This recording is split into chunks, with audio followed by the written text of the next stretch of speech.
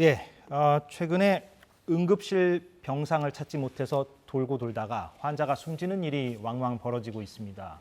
소아청소년과를 비롯해서 이른바 기피학과를 의사들이 잘 선택하지 않으려 한다는 뉴스도 우리가 볼 수가 있죠. 이런 문제들을 해결하려면 물론 뭐 한두 가지 방안으로만 되는 건 아니겠습니다만 의대 정원을 늘리는 게 꼭 필요하다는 의견도 많습니다. 오늘 이 부분 얘기를 해보겠습니다. 서울대 의대 김윤 교수 제 옆에 나와 있습니다. 어서 오십시오. 안녕하십니까? 예, 오랜만에 뵙습니다. 네, 코로나 때 제가 네. 인터뷰를 한번 예. 했던 적이 있는데 오늘은 다른 주제로 얘기를 해보겠습니다. 오늘 조규홍 복지부 장관 면담하고 오셨다고 들었는데 예, 네. 그거는 뭐 어떤 내용으로? 이른바 응급실 뺑뺑이 문제를 어떻게 해결할 것인가에 대한 전문가 자문회의가 있었습니다.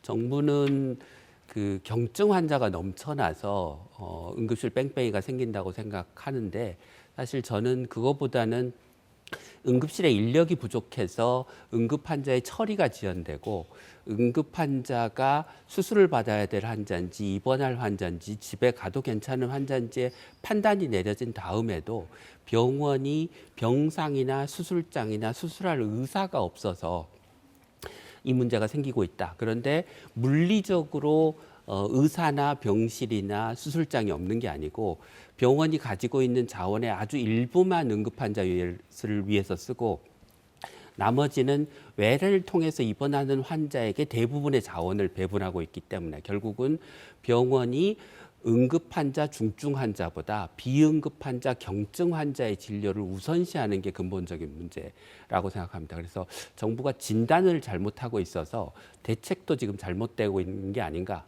싶습니다. 지금 말씀하신 그런 취지로 말씀을 하시고 오셨습니까? 네, 네. 예. 그러니까 말씀하신 게 그렇게 병원 측이 그런 행태를 보이고 있는 것은 결국에는 수익성 문제라고 보면 되겠습니까? 수익성 문제도 있지만 그보다 더 중요한 문제는 병원이 운영되는 방식의 문제입니다. 그러니까 병원이 특히 대학병원 같은 경우는 어떻게 운영되냐면 각 과가에 배정되어 있는 병상, 중환자실, 수술장이 있습니다. 그걸 가지고 이제 자기 진료를 하는 거죠. 그게 과도 마찬가지고 개인 교수도 마찬가지인데 예를 들면 내가 유방암 전문가라고 하면 유방암 환자를 많이 보는 게 연구에도 도움이 되고 뭐 여러 가지로 도움이 되는데 내가 응급실에서 오는 외과 의사라고 해서 교통사고가 나서 복부 출혈이 있는 환자를 진료하고 그 환자를 병원에 입원시키 것으로 인해서 내 유방암 환자를 입원을 못 시킨다라고 하면 내 입장에서 별로 유리하지 않은 거죠. 예. 예. 근데 병원이 그런 방식으로 운영이 되니까 비응급 환자의 진료를 응급 환자의 진료보다 훨씬 우선시하는 관행이 지난 수십 년간 굳어져 왔고 그게 꼭 그러면 돈 문제, 수익성 문제만으로 볼 수는 볼 없다 수 이거죠. 없습니다. 그럼 수익성 네. 문제도 거기에 포함되어 있긴 있습니까? 일부 일부 포함되어 포함되어 있습니다. 있지만 특히 이제 본질적인 거는 그렇죠. 방금 언급하신 그런 부분이다. 그런 문제가 훨씬 더 본질적인 문제다. 예. 네. 그럼 바로 그런 부분 때문에 아까 이제 응급실 뺑뺑이라는 표현을 쓰셨는데 저는 네. 이제 뭐 아무래도 방송이다 보니까 네. 응급실 이게 돌고 돌아서 결국에 못 가는 현상. 네. 그러면 그 응급실을 못 찾는 그 현상 가운데 네. 바로 언급하신 그런 원인이 있다면 네. 그럼 그거를 해결하기 위해서 네. 지금 교수님께서 평소 주장하시는 그 의대 정원 늘리기가 네. 효과가 있습니까?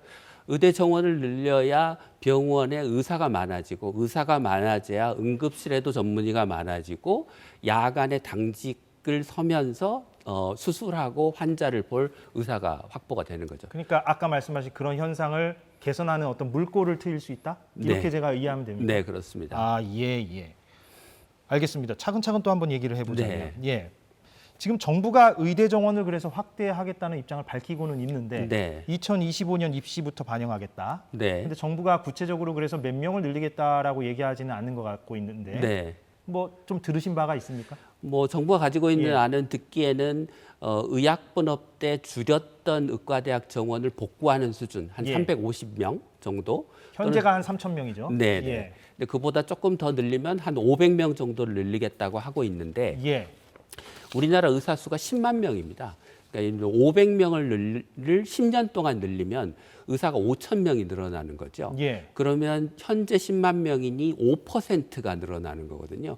근데 지금 조금 전에 얘기했던 응급 환자가 제대로 진료를 못 받고 사망하는 문제, 지방에서 연봉 4억을 줘도 응급학과 의사를 응급실에서 못 구하는 문제 등등을 고려하면 의사를 5% 늘려서 그런 문제를 해결할 수 있다라는 생각이 들지는 않습니다. 턱없이 부족하다. 예, 그보다는 훨씬 더 많이 늘려야 된다고. 그러면 1년에 3,000명 정도 뽑는데 교수님이 보시기에는 얼마나 더 늘리는 게 좀 합당하다고 보십니까? 우리나라의 부족한 의사의 숫자는 적어도 한 5만 명 정도는 부족한 것 같습니다. 지금 10만 명인데 15만 명 정도 돼야 된다. 예, 예. 그런데 그렇게 이제 늘리려면 예를 들면 5천 명을 10년 동안 늘려야 5만 명이 되는 건데 예. 그렇게 급격하게 늘릴 수는 없으니 적어도 저는 1,000명 이상은 10년 동안 늘리고 그 사이에 의료 시스템을 정비해서 우리가 의사 수가 좀 적게 늘어나도 의료 체계가 잘 운영될 수 있도록 하는 방식으로 의료 체계를 개선하는 것을 병행하면 좋을 것 같습니다. 아, 예. 그러면 의대 정원을 늘려야 한다라고 이제 주장하시는 가장 큰 근거는 이제 의사 수가 적다, 부족하다 이거잖아요. 그렇죠. 거기서 이제 외국에 파생되는 비해서. 여러 가지가 나온다 네. 이건데 저희가 준비한 그래프를 잠깐 보면서 얘기하면 좋을 것 같은데요. 인구 1,000명당 의사 수가 2.5명. 네. 저게 맞습니까? 네. 예, OECD 평균이 3.7이고 7명. 예, 네. 독일이 한 4.5 되고. 네. 근데 언뜻 보면 미국하고 일본하고 그렇게 큰 차이는 또 안 나는 측면도 있는 것 같은데. 네, 그렇습니다. 그 근데 부분은 이제 어떻게? 예. 예를 들면 미국 같은 경우는 그 우리가 제도하고 있지 않은 PA 간호사, 그러니까 병원에서 의사의 업무를 일부 대신하는 간호사가 있습니다. 진료 간호사라고 보면 예, 됩니까? 진료 간호사라고 부르죠. 예. 그 간호사가 의사의 업무의 한 15% 정도를 대신하고 있습니다. 미국에서는. 예. 그러니까 미국은 우리나라하고 비교하면 의사가 한 15% 적게 있어도 의료 시스템이 잘 굴러가는 그런 그 경우인 거죠. 예. 또 그런데 우리나라는 그 제가 앞서 이제 잘못된 의료 제도가 굉장히 많다고 말씀을 드렸는데 그 의사의 수요를 늘리는 의사가 더 많이 있어야 되는 잘못된 의료 제도를 굉장히 많이 갖고 있는데요. 대표적인 게 병상이 많습니다. 그러니까 병상이 많으면 입원 환자가 많아지고 입원 환자가 많아지면 의사가 진료해야 될 입원 환자의 절대 숫자가 늘어나는 것이기 때문에 의사가 더 많이 늘어나야 되는 거죠. 우리나라는 OECD 평균에 비해서 병상 수가 한 3배쯤 많습니다. 그러면 같은 수의 환자를 의사 1인당 보게 만들려면 우리나라의 의사 수가 다른 나라보다 한 3배쯤 많아야 되는 거죠, 사실은. 예. 그런 식으로 그 병상도 많죠. 의사의 업무를 대체하는 소위 진료 간호사도 제도화돼 있지 않아서 숫자가 부족하지요. 또 행위별 수가제도라고 하는 제도를 쓰고 있어서 병원이 검사도 많이 하고 수술도 많이 하고 약도 많이 쓰게 만들고 있습니다. 또 실손보험을 중심으로 한 민간의료보험이 있어서 또 과잉 진료를 유도하고 있죠. 그런 제반 제도가 우리나라가 외국에 비해서 의사가 더 훨씬 많이 있어야 별 문제 없이 돌아갈 수 있는 그런 시스템을 갖고 있다. 그래서 저 수치만 보면 안 된다 이 네, 말씀이시죠? 예, 저 수치를 단순히 비교하는 것보다 훨씬 더 많은 의사가 있어야 된다. 부족하다 지금 현재는. 예. 그런데 아시다시피 이제 의사협회 쪽에서는 정원을 늘리는 거를 반대하고 있지 않습니까? 네. 그리고 반대하고 있는 어떤 논리를 네. 예, 펼치고 있습니다. 그래서 네. 저희가 잠깐 그거를 좀 요약해서 준비를 했는데 그걸 보고 교수님의 재반론을 듣는 형태가 좋을 것 같은데 이제 의대 정원을 늘리는 거에 대해서 반대하는 쪽에서는 이렇게 얘기를 합니다. 그러니까 인구가 지금 줄고 있지 않느냐 우리나라가. 그러면은 인구가 점점 줄면은 지금 의사가 모자란 게 아니라 그래도 어느 정도 충분하다 혹은 충분하지 않더라도 어느 정도 버틸 수 있는 거 아니냐. 그리고 전문의 진료가 용이하다. 즉 우리나라는 이게 병원 인근 병원에 가도 쉽게 예, 전문의 진료를 받을 수 있는 체계를 갖추고 있는 게 아니냐. 그리고 의사 1인당 진료 환자 수가 지금 많다. 예, 이런 얘기도 하고 의료 제도가 다른 나라랑 다르다. 이런 얘기도 하고 있는데 네네. 여기에 대해서 뭐 좀 네. 반론을 좀 주시는 게 좋을 것 예, 같은데. 예. 그러니까 인구 수가 감소하면 이제 필요한 의사 수가 줄어드는 건 맞는데 통계청 추계로 하면 2030년에 줄어드는 인구가 한 60만 명, 2040년까지 한 100만 명 정도가 줄어들게 됩니다. 그러면 그렇게 인구가 감소해서 그 남는 의사 수, 그것 때문에 남는 의사 수를 따져보면 그게 불과 몇천 명 되지 않습니다. 그러니까 인구가 조금 줄기 때문에 줄기는 하나 절대량이 작아서 예. 그래서 그 인구가 줄어서 그 이 수요가 줄어든 의사의 숫자를 전체 의사 수 대비로 계산을 해보면 대개 한 1%, 2% 정도밖에 미미하다. 네. 예. 반면에 인구 고령화로 추가적으로 필요한 의사의 숫자는 그 인구 감소분으로 줄어든 의사 수의 한 5배쯤이 더 필요합니다. 고령화 때문에 더 많이 필요하다. 그렇죠. 예. 네. 그러니까 인구 감소만 얘기하고 인구 고령화 때문에 의사의 수요가 늘어나는 부분을 언급하지 않는 거는 좀 편협한 반론이다라는 말씀을 드릴 수 있을 것 같고요. 예. 두 번째 논리는 그거였습니다. 그러니까 전문의를 우리가 뭐 환자가 네. 쉽게 이렇게 만날 수 있는 상황 예. 아니냐. 그런데 뭐 왜 더 늘려야 하느냐. 이제 그건 우리나라 의료 시스템이 갖고 있는 이제 좋은 장점이기는 한데 그 경우는 대도시에서 동네 병원을 찾아갈 때에 한한 겁니다. 그러니까 시골이나 지방에 가면 의사 보기 여전히 어렵고 취약 지역이니까. 네, 앞에서 이제 우리가 응급 환자가 제대로 진료받지 못하고 사망하는 사례처럼 중증 환자의 경우에는 정작 진료를 받으려면 의사가 없어서 진료를 못 받지 않습니까? 그러니까 그 경증의 외래 환자가 도시에서 진료를 받는 경우는 의료의 접근성이 좋지만 그 이외의 경우에는 의료의 접근성이 좋다고 할 수 없다. 사실은 굉장히 악화되고 있다라고 얘기할 수 있을 것 같습니다. 이해가 됐습니다. 물론 지금 제가 이해가 됐다라는 표현이 동의 여부를 말씀드리는 건 아니고요. 제가 뭐 그걸 판단하는 어떤 그런 전문성을 갖고 있지는 않고 또 김윤 교수의 입장과 정반대의 입장을 가진 어떤 의사협회 관계자분들이나 그런 분들도 여기 나와서 또 반론을 펼칠 수도 있다는 점을 제가 언급을 하겠습니다. 그 아까 또 짤막짤막하게 한번 다 보죠. 이왕 본 김에.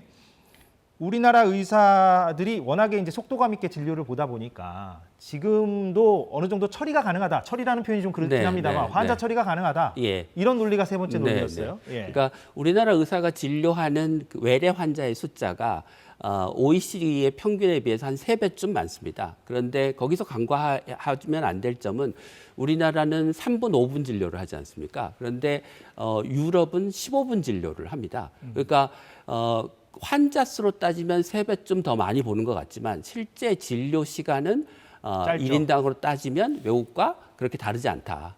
그러니까 생산성이 높은 게 아니다. 실제 근무 시간을 비교해도 외국 의사와 우리나라의 의사의 근무 시간이 그렇게 큰 차이를 나지는 않습니다. 그렇군요. 예. 그리고 이제 마지막으로는 이제 의료 제도가 이제 좀 뭐 나라마다 다른데 의사 수로만 동등 비교할 수 있겠느냐 뭐 이런 얘기인 것 같은데. 그러니까 그 반론에는 동의를 하는데 문제는 뭐냐면 우리나라의 의료 제도가 외국보다 훨씬 더 의사를 많이 필요로 하는 제도를 갖고 있다. 아까 말씀드린 것처럼. 네, 오히려 방향이 반대다. 정반대로 의사가 더 필요한 나쁜 제도를 갖고 있다. 최근 그 이슈가 되고 있는 게 소아 청소년과 의사들이 기자회견도 열고 해서 간판을 바꿔달겠다. 도저히 힘들어서 안 되겠다. 이런 말을 하지 않습니까? 실제로 간판을 바꾸고 있는 사례도 나오고 있고. 그러면 이런 이른바 기피학과 문제. 이것은 의대 정원을 늘린다고 좀 해결이 될 수 있을까요? 어떻게 보십니까? 의대 정원을 늘리고 소아과 전공의의 정원을 늘리고 또 우리가 선택과 집중을 통해서 올려줘야 될 부분의 수가를 올려주면 해결이 될 수 있다고 생각합니다. 왜냐하면 예를 들어서 우리가 의과대학 정원을 4,000명으로 늘리고 전공의의 정원을 4,000명으로 책정을 하면 내가 전문의가 되고 싶은 사람은 어떤 전문 과목 중에 하나를 택하게 되거든요. 그런데 강제성 없이 그 기피학과를 갈까요?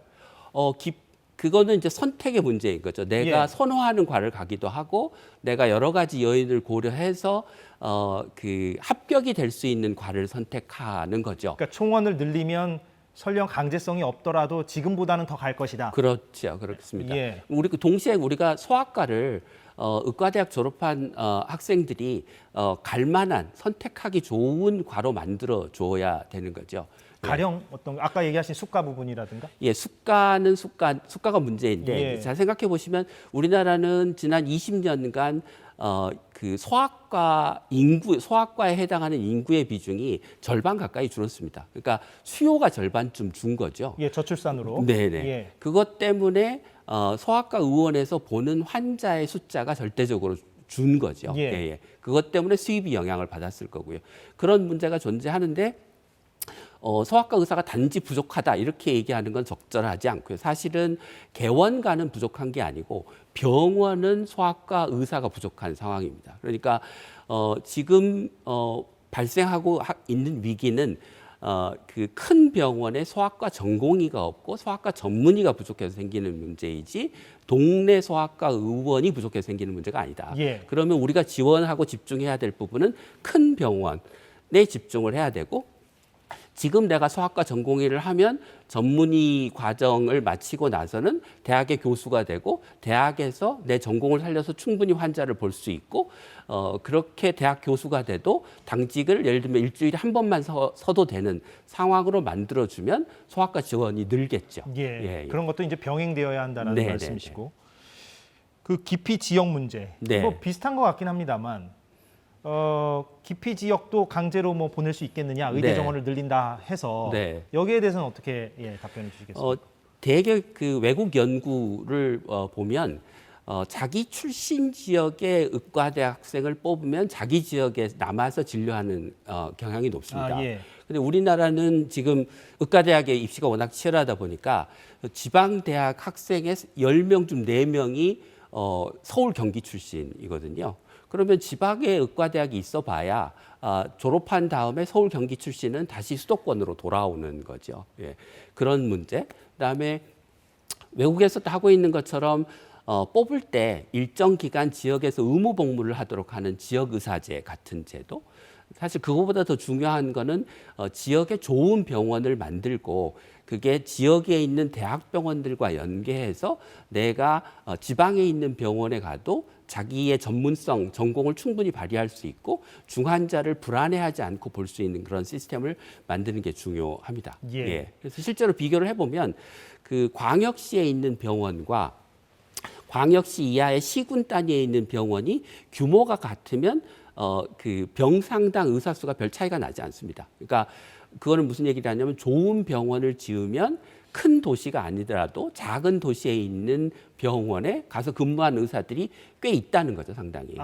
그러니까 어떤 제반 여건이 갖춰지면 그렇죠. 예. 근데 지금은 광역시와 광역시 이하의 지역의 인구당 의사 수를 비교해 보면 지역이 훨씬 작습니다. 그 이유는 뭐냐면 지역에 좋은 병원이 없기 때문인 거죠. 예. 참 근데 인터뷰를 하다 보니까요. 네. 의대 정원 문제도 정원 문제지만 네. 너무나 많은 문제들이 산적해 있다는 느낌을 받습니다. 네. 그러니까 우리나라는 우리나라 의료제도가 좋다고 하는데 사실 정부가 이제까지는 건강보험 제도를 어떻게 운영하느냐에 대부분의 초점을 맞춰왔고 소위 의료 체계, 우리가 의료 전달 체계, 의료 공급 체계라고 하는 병원, 의사, 지역적 분포, 뭐 의료 시스템 이런 걸 어떻게 만들지에 대해서는 사실 30년 동안 거의 한 게 없습니다. 그러니까 정부가 워낙 그 공급의 영역을 방치해 놨기 때문에 그게 이제 한계에 도달했다.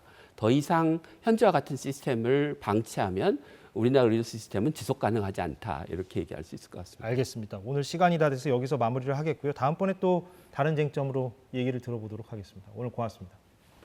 김윤 서울대 의대 교수였습니다. 네, 오늘 사사건건 여기까지 하겠습니다. 내일 오후 4시에 다시 돌아오겠습니다. 고맙습니다.